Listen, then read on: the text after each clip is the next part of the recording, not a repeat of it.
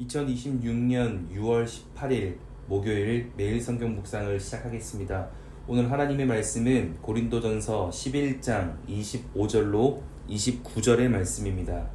고린도전서 11장 25절로 29절의 말씀입니다.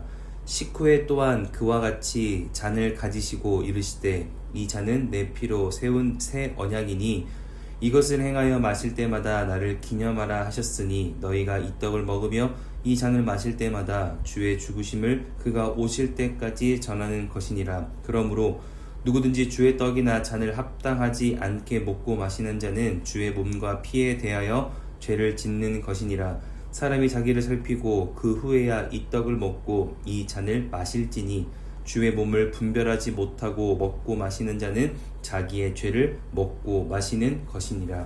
아멘. 오늘 본문은 성찬에 관한 이야기가 소개됩니다. 성찬은 하나님이 제정하신 기독교의 약속이며 가장 위대한 전통입니다.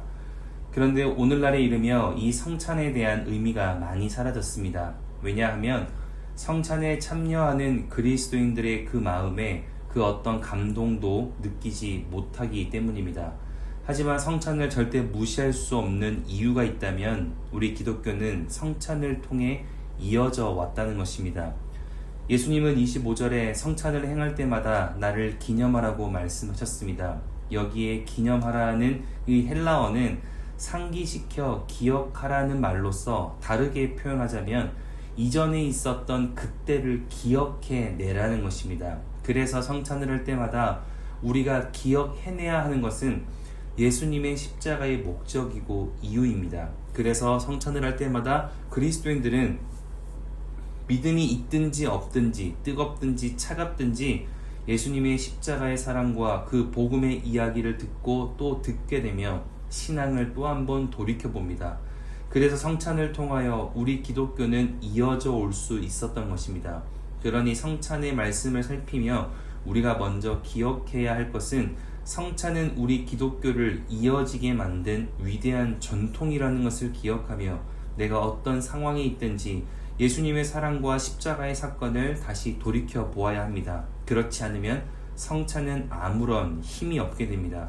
그런데 이 당시에도 성찬에 대해서 어려움이 있었고 힘이 빠지게 만드는 사람들이 있었습니다. 보통 성찬은 부유한 성도의 집에서 애찬과 겸하여 이루어졌습니다. 애찬이 무엇인가 하면 각 가정에서 각자의 음식을 들고 모이면 그것을 함께 나누어 먹으며 서로의 삶을 돌아봐주는 교제의 시간을 애찬이라고 부릅니다. 그런데 애찬과 성찬을 할 때 어려움이 생겼던 이유는 21절을 기준으로 삶의 여유가 있는 사람들은 모임 시간보다 더 일찍이 모여들 수 있었지만 노동자들이나 가난한 사람들은 각자의 일을 다 마치고 모여야 했기 때문에 시간적 여유가 상대적으로 없었고 나눌 수 있는 음식도 그리 좋지 못하거나 많지 않았습니다. 그러다 보니 먼저 모이는 부유한 사람들이 할 것이 없으니 먼저 애찬을 하자 말하며 애찬을 먼저 시작하고 수준에 맞지 않는 음식이라는 이유로 자기들끼리 애찬을 시작하니 결국 차별이 생기며 문제가 생긴 것입니다. 또 로마의 식사 관습에 따라 부유한 사람들은 안쪽에서 식사를 하고 노동자들은 바깥에서 식사를 하며 앉아있는 자리마저 차별을 당하게 되어 성찬의 의미는 사라지고 성찬을 할 때마다 마음이 상했습니다. 그러니 22절에 바울은 이것은 하나님의 교회를 업신여기고 빈궁한 자들을 부끄럽게 하는 행위라고 강하게 꾸중하며 29절에 주의 몸을 분별하지 못하고 먹고 마시는 자는 자기의 죄를 먹고 마시는 것이라 강하게 질책합니다. 그러니 우리가 오늘 말씀을 통하여 첫 번째로 기억해야 하는 것은 나는 누군가를 기다려주는 사람인지를 돌아보라는 것입니다. 무슨 말인가? 사도 바울은 자기도 인식하지 못하는 중에 자기 죄를 먹고 마시는 사람들에게 어떻게 하면 그 죄된 모습에서 벗어날 수 있는가를 설명하는데 그것이 33절입니다. 그런즉 내 형제들아 먹으러 모일 때에 서로 기다리라. 다른 명령을 하는 것이 아니라 기다리라고 말을 하고 있습니다. 왜냐하면 34절에 만일 누구든지 시장하거든 집에서 먹을지니, 즉 교회는 나를 먼저 채우는 곳이 아니라 누군가를 먼저 채워주는 곳이기 때문입니다. 오해하지 않아야 할 것은 그럼 교회에서 내가 만족하는 것은 나쁜 것인가 라고 생각할 수 있지만 나를 절대 채우지 말라는 것이 아니라 30절의 말씀처럼 그러므로 너희 중에 약한 자와 병든 자가 많고 잠자는 자도 적지 아니하니 우리 중에 약한 자와 병든 자가 많고 영적으로 잠든 자가 많기 때문에 그런 사람들이 있는지를 돌아보고 그들을 먼저 채워준 후에 나를 채우라는 것입니다. 왜냐하면 말 그대로 약하고 병든 자들은 어떤 것을 전해도 들리지 않는 영의 감각이 닫혀진 사람이기 때문에 우리가 믿음의 길을 열어주어야 한다는 것입니다. 하지만 그런 사람들이 있음에도 불구하고 나를 먼저 채우고 내가 먼저 만족할 때 그나마 그들의 인생에 노출되어져 있는 은혜의 자리에서도 그들은 채우지 못하게 되니 우리는 하나님의 말씀 안에서 하나님의 은혜를 채우고 있는 것 같지만 오히려 나의 연약함이 만들어낸 나의 죄를 먹고 마시는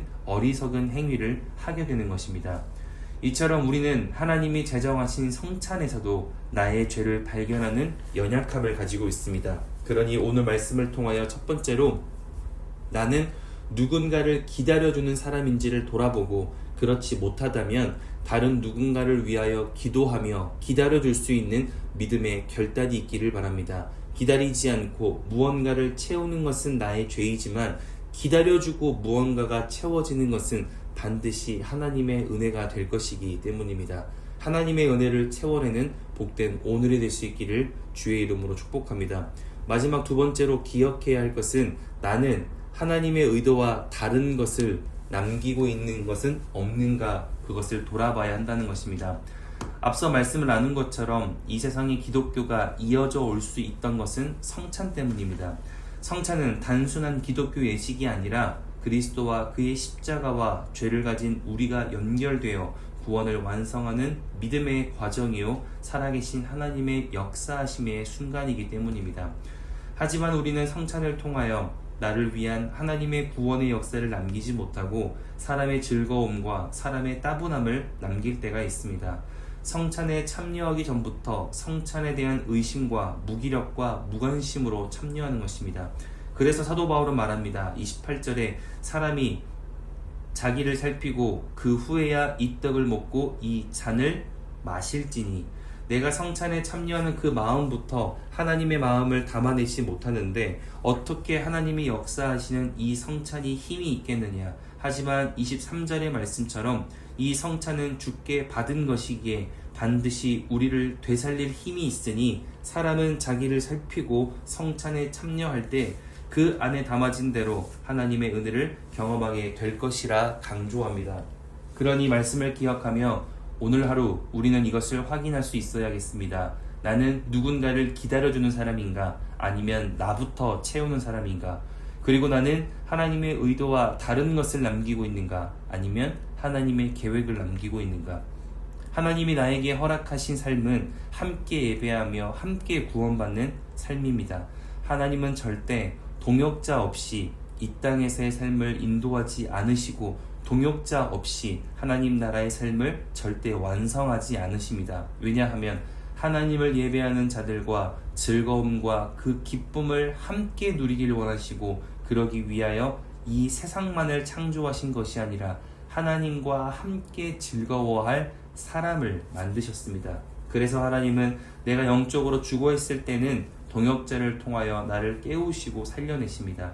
그래서 약하고 병들고 잠든 자가 있음에도 불구하고 내가 먼저 만족하고 기뻐하기 위하여 나를 먼저 채워내기 시작할 때 채워내는 그 모든 것이 나의 죄라고 말씀하는 것입니다.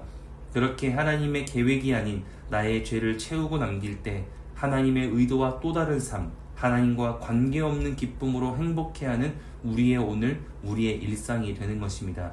그러니 말씀을 기억할 수 있다면 하나님의 계획을 품고 신뢰할 수 있길 바랍니다.